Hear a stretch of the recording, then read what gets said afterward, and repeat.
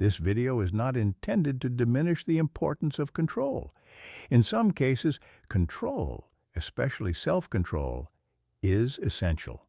We need it to plan, work, and engage in relationships. However, too much control can be counterproductive and a waste of energy. In many cases, instead of trying to control everything, you should let go and surrender.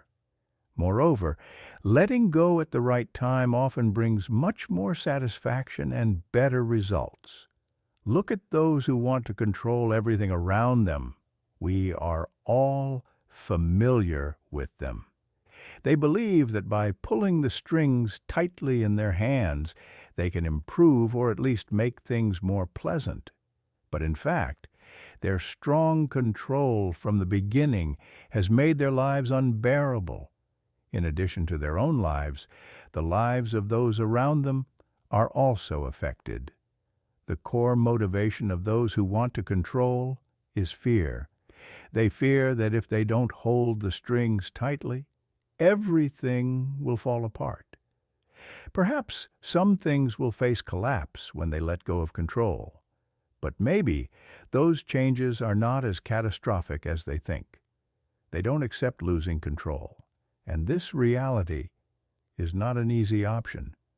However, letting go is actually a powerful tool that they have available in their hands, but they never use. First, it's understandable that people don't appreciate the power of letting go, because letting go, or doing nothing, is often seen as a sign of passivity. In an era where prestige and achievement are valued, passivity is often looked down upon. Some people fear that if they do nothing, they must do something, even if that action makes a situation worse. They would rather act, even when it can make the situation worse, than to let things run their course. Because when you act, at least you are seen as useful, and you feel more in control. While doing nothing, some people may see you as passive, uncaring, or even weak. Therefore, the power of letting go lies in a paradox. To discover this power, we need to understand how this paradox works. This brings us to a philosopher named Lao Tzu. He is the author of one of the most important works in Taoism, called the Tao Te Ching. Lao Tzu teaches us about the profound meaning of letting go and its effectiveness in daily life. This book is a concise guide to life, containing an often overlooked philosophy known as Wu Wei. Wu Wei, in Taoist terms, can be understood simply as natural action, or simply non-action. I quote, "He who seeks knowledge learns something new every day. He who seeks the Tao unlearns something new every day. Less and less remains until you arrive at non-action." This sentence celebrates the process of learning and progressing, while emphasizing the meaning of continuing the journey until reaching the most quiet and natural state. When reaching the state of non-action, all natural events unfold and cannot be reversed. Power lies not in changing nature, but in accepting it. It's important to understand that controlling the world doesn't come from interfering with nature, but from understanding and integrating with it. When applying this principle to daily life, we find that many problems will resolve themselves.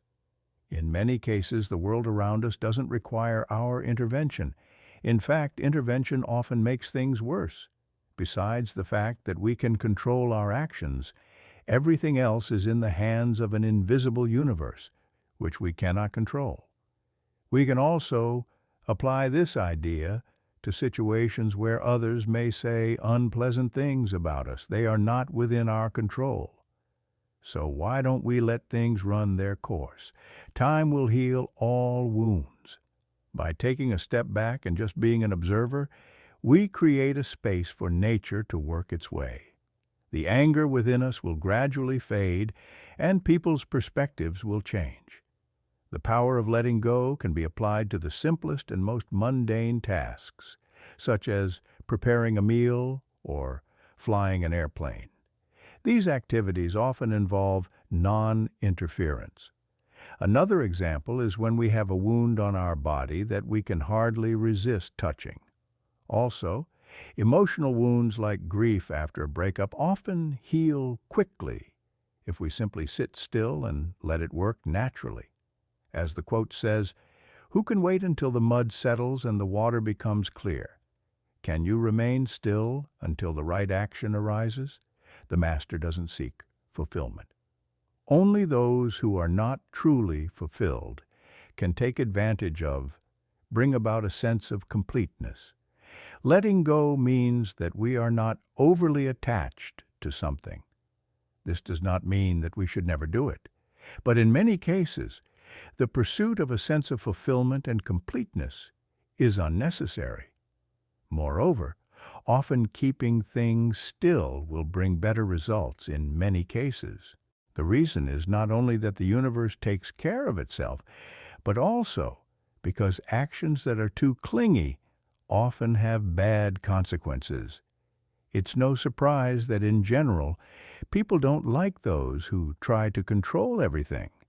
And when confronted with them, they often feel scared and perform actions similar to those who try to control, lying, deceiving, and complaining behind their backs.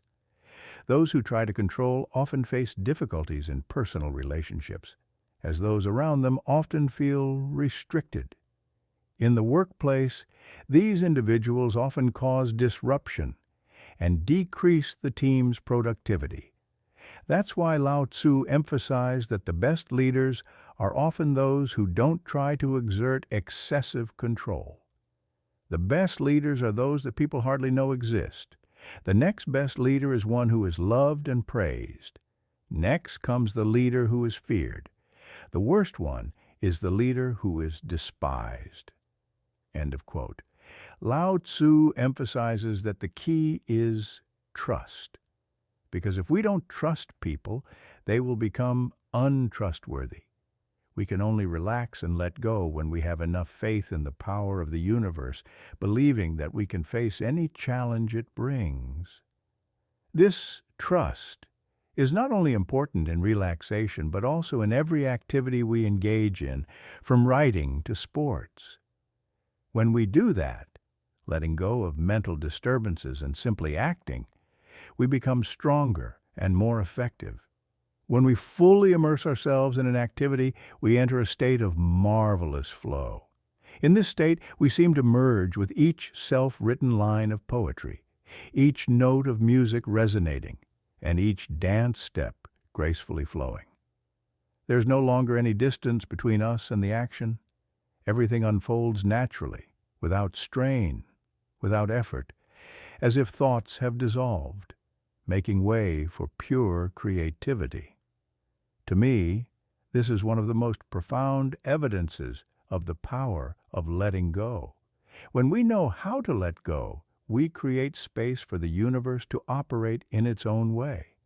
The natural flow of life will no longer drain our energy, and if we truly know how to harness this power, we will enjoy a gentle and relaxed journey like a sailor gliding on the vast waves, letting the wind carry us to new shores.